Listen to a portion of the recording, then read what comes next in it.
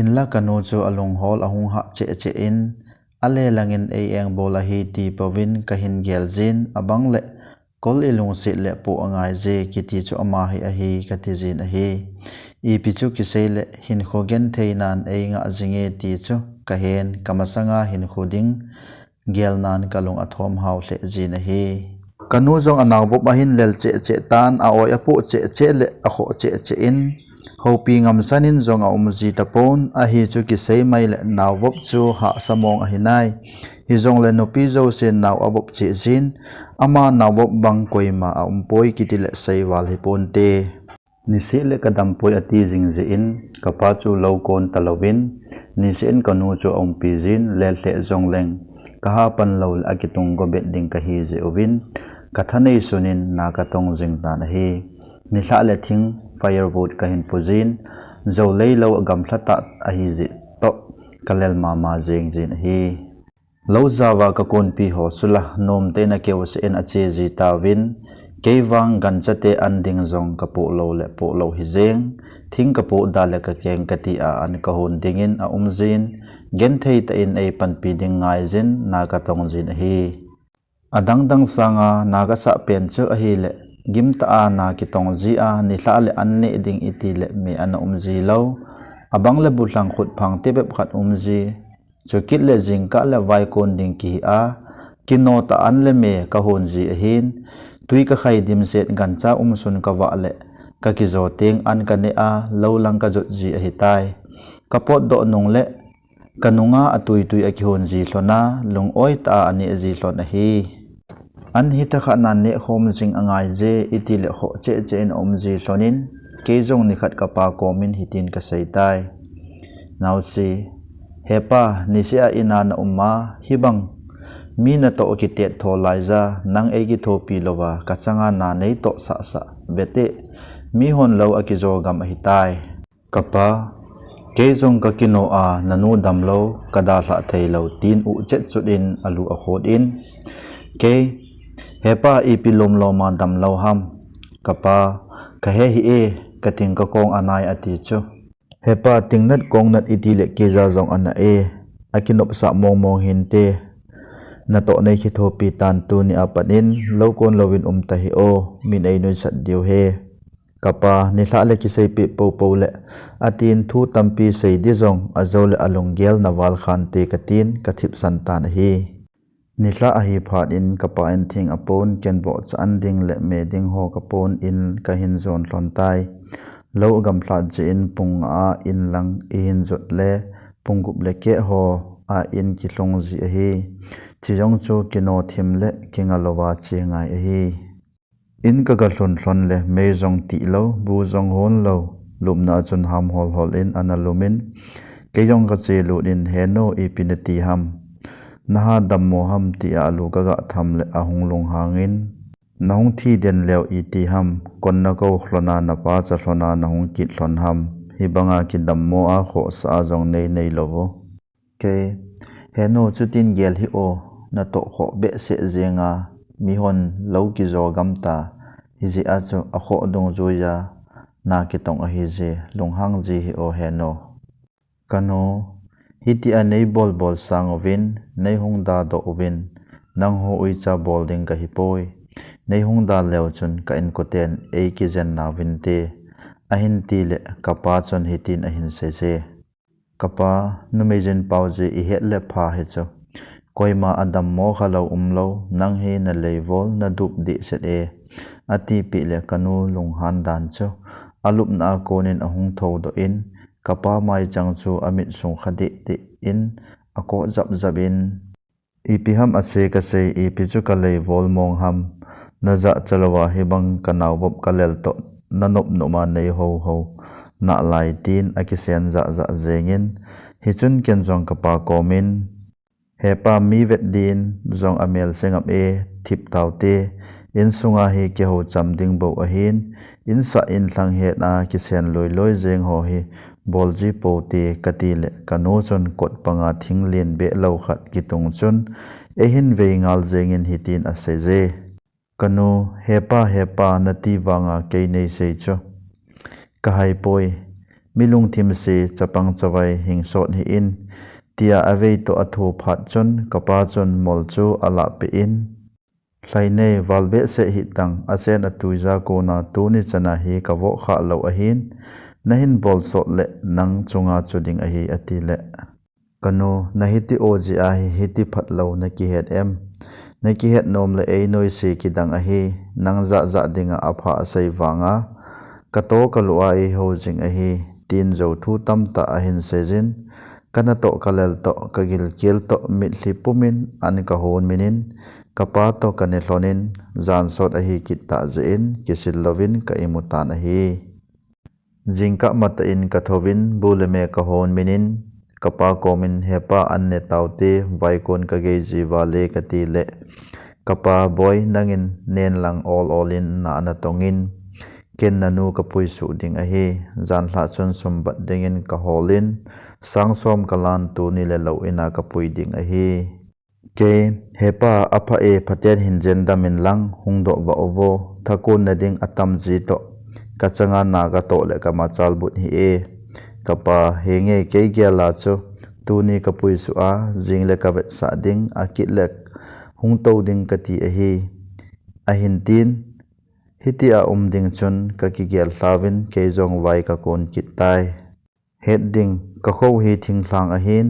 hospital zot na dia nikhat lampi zot ngai a hi pasal hon wang pungthum hobo a zot zovun nu nau chapang dingin nikhat cheng lut ji a hi hiti chun kanu le kapan hospital a zon hlonin hinla kitip na bang talovin hapta khat in jong ahung kile hlon tapoi phona ho pi ding la tu lai banga mobile lo a hin kalung kham hle zengin amanin la athu alla i ma acp hlon pun a hi ke zong na to kalel hle zeng tan thingkal ding ha lovat ding ha kalung aboi hla zengin february sa ki chai pai ding hita kanu le kapa hung kile talo hiji chun bol thei bol mo lovin lo chu ka chuti wa tai khosong mi ei hathem ho chun ei pa cha ji hle un ei lung se hle jivin a hi ni khat khat le mi khat le nin ei hong ki tho pi zin ka zona ding ni anai lam tan a hi ni khat khojin nunga in ka ga hlon le kapa an omin an ei na hon pi chu ka ki pa dan chu kapa ka kolin hepa ka gil kel wale an nei na hon pi ka ki fa wale katin aka to ka kop zengin a hi kapa an hon ka nen nom ten ka ki cholin a hi kapa koma ke hepa ipidinga sakhat waljeng ta a na hungdo lovo hitam kapa nanu in naw nei jo chan pai di he kon hi chan gam zo su zo to pon te atin hiji a cho ka hin pi a hitai ke a hi le tu a hi ipidaba na hungdo ham hepa kapa sum lo ji a thing ho chu nakal chai ta le tol su ding kati a hi april sa le naw nei ding a hin sum le pai hol khom ngai a hitai ke hepa hi chu a hinai hi jong le ka changa na ka to a e ki tho pi ding lo kanu jong chapang hi talowa pi pi je ngai talo a hi hiti a i lew kon e vet diu ham ke wang kalung amo kham khame kapa i ba kilo ding ham pathienin aphat phat nan hin gong mai hen atin kapa jong hi kanu lung thima samang jep jep a hitai kato sa zo si cho sum le pai mu na ding a hitan bat zo se sa chai a hitan hinla sum cho siki ma khai be jong kamai phadi poi hi jong le dam mo ha sat na chung a hin i ma ka sei nom pon ka he thimin a hi april sa ki chai ding konin kanu naw nei thu ka zan ka ki pa hle zengin a hi naw cha chu nu mei a hin mu kal ka nga lel dan cho o ama ho la hung mong mong talo mi khanin nanu in naw ka nei tai sum lo je in ki man cha boy je sumin thodin ati e ahong tin kalung thima chun ke hi sumphung ka hi o muding zo se nang ho khuna hung lut chai ta hoya sum kala ding ham ti jeng ding chu kanomin hin la ahung sei pa ko ma sei jeng ding chu kanop lo je in hitin ka sei pe e o damsela naw anei lew ki pa ba le kanaw chu kamu nom ta be hi zong le kanaw to kanule kapa dama ahung do na din sum hol pi nange hinla tu ni hilo hapta git lang lebo ka thot thei di he tin ka sei pen a hi hiti chun kapate sum thot ding deina zal chun bazara thing kapojin nisin katha jengin nikhatle atam penin keji som thum le gup som thum le segi ho kalua kapojin nisia katha jengji chun kalu jong amon go leutan achaina pen ni kho chun keji som li kapon kathiwangen a hi kasum lo do kham kham chu kipa ta in ka thot tan a hi hinla hi ji chung jong chun ahung do de kit povin lo na to la ho che che jeng ta azo zo nan kapa chunga chun kahung thlase pantan a hi ahung do lo mong mong phat ovin anaw nei zawala thani wal ache phat in bahra dingin thing chu kapokit in kapate kemu pidin kache tan a hi kaga thlun chun kanule naw sen ana i mo thlonin kapa chun von ho ana sob in a hi ka he lo wanga chu in bahra akila uwa den dinga ki godan ana hiu hi kapan e mo chun aki phalam hle jengin e hin hovin kapa boy ipi ngai to ana hung su hitam ke nangho pui to dinga kahung a he nahung diu hibanga kinga lela ipi bola nahung lobu ham kapa nanu in lam zo ding kalung zo poi ati ale kahung lobu a hi je tin ki phalam ta in tui don ding ei pin ken jong ka donin naw sen chu kamu nom wal ji chun kanai phejin pun ki khu chu ka ho do in boy na dam hinam kanaw chu a hoi ta ve boy mu kal ka ngal del dan cho ti a ka pom do got le kanu chun pom hi in na ul sapuma naw sen chun alel ding a hi a hin tin chu phat in ka khoi lo ta poi hi chun kanu ko ma heno tuni mama akile dinga kahung ahin ki go wo che to taute gari jong kala ahitai kaga til chapa ke amit kaule lut a evet to asam ba the thu to eine le kilom levin e sen za za jengin nanop le ki che to dango ke ke nga che ding nehim uipi na to a kho ena ti a sudo awa le le nehim na to na chun na hlo mat den inge tu maman che to ta kaung di phat cho nang sei di ipi apan kai omem tin ka sambu chingin ei manin in polanga chun ei hin kai do in kolle vaila achun mit nei lo mai nei lo bangin ei ho se za za jengin a hi kaza chabe se jengin kamai ka gisip in ka kap in heno kaza chawale hitibe se in nei bol hi o ken nang ho ka ngai wal ji le i hom diu ka dei ji a ha sapum puma hi chen ga ma hung ka hi bove ka ti le kichi to tang na to dinga lombon ki to zo lova kinop sa ta nawa le le ham kanop phat phat lew hung to na ve tawang 18 insung aludin kot akam ta na hi kalung nat to kaza chat to kalel to asat to ke zong ka kile ding phat in kapa komin hepa ka sei ho hi na ngai pi le chun tu nia hi ikikhen loading a hi je hepa nangin nei ngai ta hi zong le chun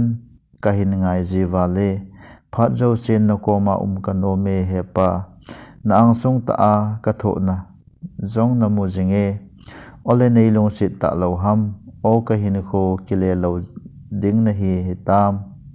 katin othong je zon ka kap in gari ka kila in ka changin in lang kahin zon kit ta na hi lampi su gam hlamata hi je in kenga jan khothim noiza ka changa ka che chu ka gel ka kichat ko ma jin laila ka kichoi pon nu me hi na ka a kelhon pi ding be lo ka thom hau hle jengin kho i jan ham ka jot kal kai tan